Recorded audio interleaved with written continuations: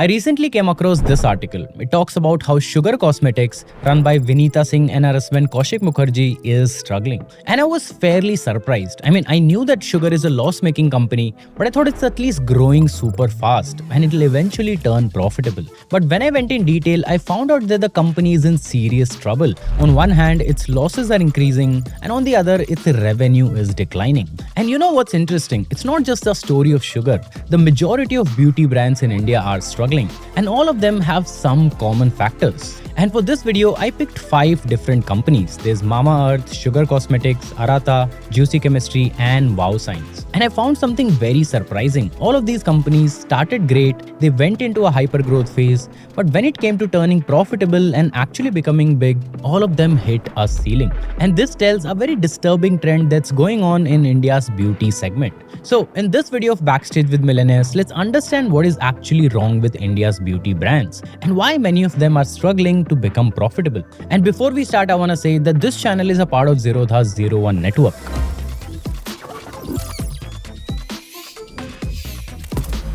Okay, let me start by telling you a little more about the 5 startups I've taken for this study and why I've taken these 5. So, we have Mamaearth, Sugar Cosmetics, Wow Skin Science, Arata, and Juicy Chemistry. And the reason I've picked these 5 is because they're very different in their scale. So, while someone like Juicy Chemistry is at 20 crore annual revenue, Mamaearth is at more than 2000 crore. And now let's talk about them one by one. Mamaearth can be considered a successful company. It's a profitable public company, which is a dream for many.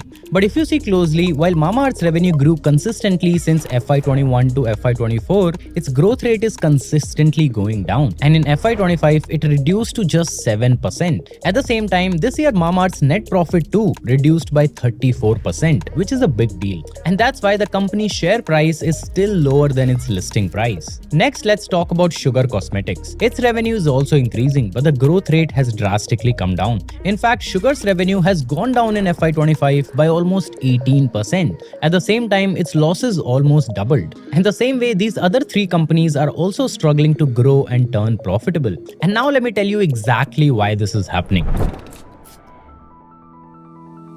The first reason that Indian beauty brands are struggling is the lack of differentiation. See this, these 3 products are from 3 different companies, and all 3 of them have onion as the base ingredient in these shampoos. And you know something surprising here? All 3 of these companies use the same manufacturing facility. It's called Capco International Limited.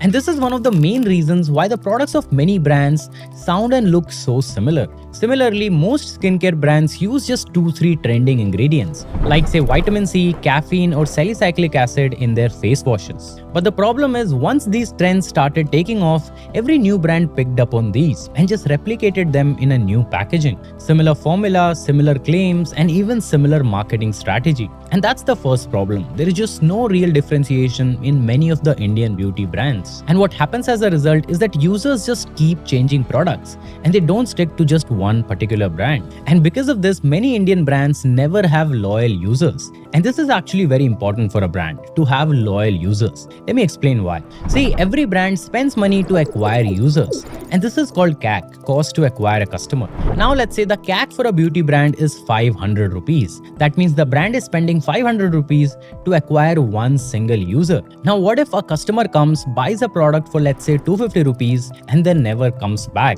This is a big problem for the brand. What the brand actually wants is that if a customer has come, he should become a repeat customer, which means he should keep buying from the same brand, and hence his LTV, which is the lifetime value of a customer, keeps increasing. And because of the lack of differentiation that we just spoke about, many brands just don't have repeat customers for a long time. And hence it becomes more and more difficult for the brand to scale after a time and actually become profitable.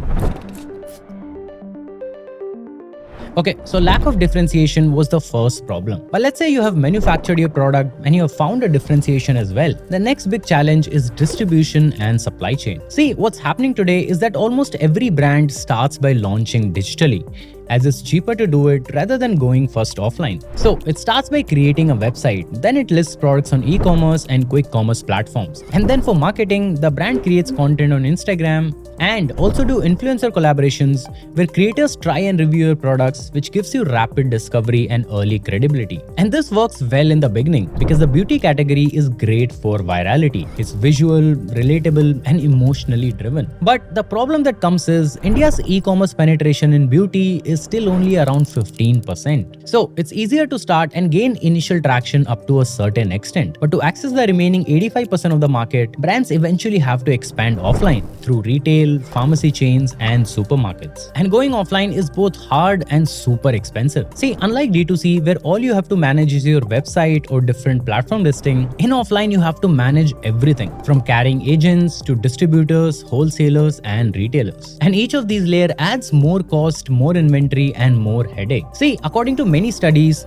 35 to 40% of your MRP goes into things like distributor margin, retail margin, shipping charges, and promotions and discounts. Next issue with offline expansion is inventory management, or I should say mismanagement in many cases. See, when you go offline, retailers often demand that the brand should stock more than what will actually sell, and if it doesn't move, they will return it. And this creates a huge risk of unsold or expired inventory sitting in stores. And this is even worse for brands with short shelf-life products. Brands like Juicy Chemistry. Many of their products have a shelf life of only 6 to 12 months, but the slow multi-tier nature of the supply chain eats into this time. And retailers usually reject anything with less than 60 to 70% of shelf life remaining. So by the time the product hits the shelf, you have already lost 3 to 4 months. And so this mismatch between production cycles and retail timelines usually make offline scaling very hard. And finally, there is geography into play. See, India is vast and diverse. So what works in say Mumbai might not work in Guwahati. Here you're dealing with multiple climate zones, varying infrastructure quality, and thousands of pin codes. And so instead of managing a few centralized warehouse, now your stock is spread across dozens of distributors and thousands of retailers. And that makes real-time visibility and reallocation almost impossible. So there's a high chance that you might end up with stockouts in one city and excess inventory in another. And both of these eventually eat into your working capital. And this capital crunch is the silent killer. See, since there are so many layers in offline retail, your credit cycle is usually 3 to 5 months, which means your money is just stuck for all these 3 to 5 months. And this is very hard to manage for smaller brands. Take Sugar Cosmetics for example. They built a great digital first brand and connected deeply with the users by positioning their products for Indian skin tones and also built a strong influencer ecosystem. But to scale rapidly and capture the larger market, they had to go offline. They opened thousands of retail touchpoints, expanded pan-India, and pumped money into celebrity endorsements and TV campaigns. And this worked for a while. Their revenue increased sharply for a few years, but it came at such heavy losses that the company had to shut down many of their stores, and hence its revenue declined in FY25. So basically, offline is an extremely hard part for these beauty brands. The third challenge for these beauty brands is the high marketing cost and hence high CAC. And this is something specific to the Indian audience. Let me explain how. According to a report by Red Seer, an average Indian spends only 1,214 rupees or around $14 every 6 months on beauty and personal care products. Against this, China is at $38 and the US is at $313. And as a result of this low spend, most Indian beauty brands struggle to build strong customer lifetime value. And along with this low spend, Indian buyers are not usually loyal customers, and so they keep changing their brands depending upon new offers or strong marketing. Another unique thing about Indian audience is that they stick to just 1 or 2 hero products from a brand. So if someone is using say shampoo from one brand, there's a good chance that that person will be using face wash from a different brand. And this means that the average order value stays low and hence brands keep burning money. Now these were the customer habits I just spoke about. Even on the marketing side, things are very bad. See, in the last few years, India has seen a boom in D2C brands. From just a few hundred in 2020, today India has more than 3,300 beauty and personal care brands. But the reality is that the amount of customers that these brands are targeting haven't really increased with the same speed. And hence what's happening is that every month hundreds of new D2C brands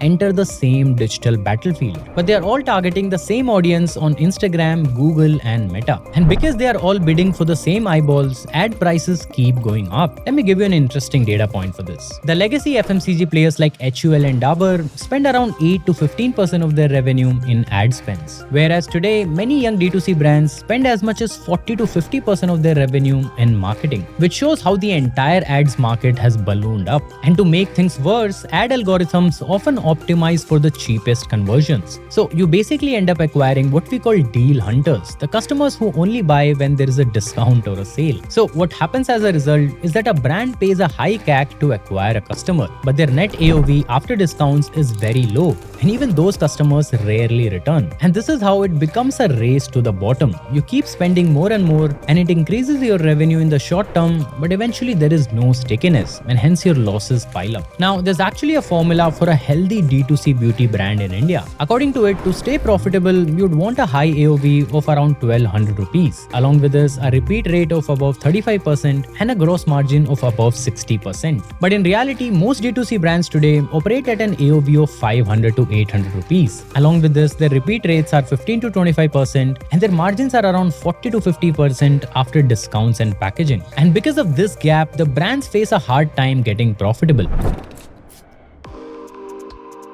Now, all the three challenges that we discussed till now, lack of differentiation, supply chain, and marketing costs, they are what I call visible problems. I mean, you can easily see them happening and quantify them. But there is actually an even deeper and disturbing problem, which is consumer perception and how they perceive Indian versus foreign brands. Let me explain how. See, Indian beauty market can be divided into three segments based on the kinds of consumers. The first one is the mass market, and it comprises mostly of tier 2, tier 3, and rural consumers. And these are the people who are very price sensitive and they buy a product for a specific function, whether it's a soap, shampoo, or a fairness cream. And this segment is dominated by brands like Himalaya, Dabur, Glow and Lovely, and Dove. And this group accounts for over 80% of India's beauty market revenue. But the thing is, they're not driving brand discovery, they're just driving volume. Second segment is something called Backstage segment, and this is India's growing middle and upper middle class. People living mostly in metro and large cities. And the term Backstage actually means mass market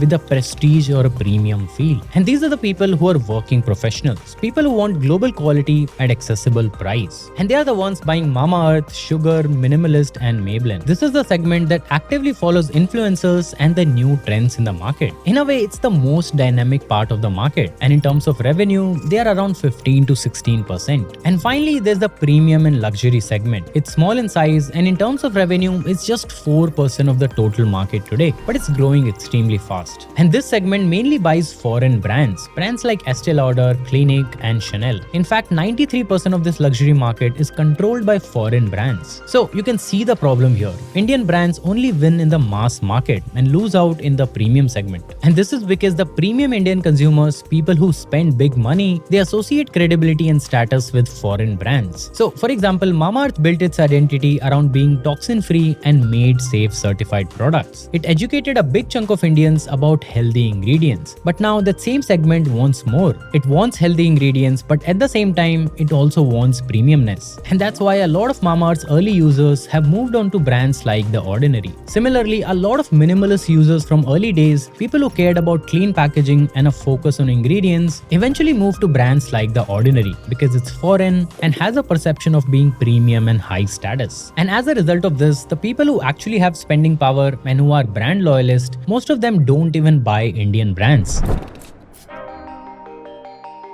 So these are some of the challenges that Indian beauty brands are struggling with. Now, with that being said, it's not like that you can't solve them. We have examples like Minimalist, who built a 500 crore revenue business, and that too being profitable. And the reason for that was that Minimalist created a very strong differentiation. Unlike many brands who outsource their manufacturing, Minimalist manufactured its product in-house and controlled the entire journey. And that's why it was able to build a very strong moat and hence a strong business. Similarly, brands like Forest Essential and Kama Ayurveda have cracked the code among the premium segment. These brands did not try to compete on affordability or safety. They built their products on Ayurveda but positioned it as luxury with handcrafted products, elegant packaging, and a narrative rooted in Indian heritage, and yet priced it like a global prestige. Their entire retail experience feels very premium, and that's why Estee Lauder actually invested in Kama Ayurveda. They have actually proved that Indian heritage can be a luxury if you can position it like that. And there are many examples like this. brands. I can't talk about all of them, otherwise this will become a very long video. But what I'm saying is that there are brands who are solving these challenges and building profitable businesses. All you have to keep in mind is that there are no shortcuts when building a successful brand. You can't just outsource your research, manufacturing and marketing and just build a brand. You have to understand and improve on every part of this journey. And only when you feel that there is something unique that you can provide, only then you should start a brand. Basically, copycat brands don't work anymore.